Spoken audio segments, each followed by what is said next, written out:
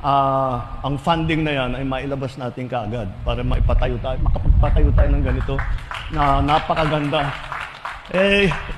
Yung coconut talaga, yun ang pinakamaganda. Yun ang natin miracle product para sa Pilipinas ang coconut.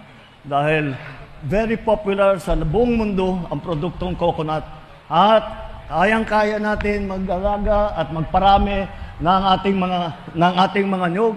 Ngunit malaki ang market sa labas at marunong na tayong gumawa. Ang kulang lang ganitong klase mga processing plant para nga kagaya ng sa bigas, kagaya sa palay, yung value added. Hawakan nyo nga ito.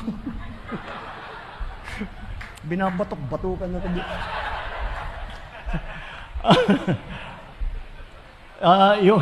What was I saying? Yung kagaya ng bigas, lahat yung value added na ginagawa natin dahil na dry na yung bigas, giniling na, final finished product na, polish na.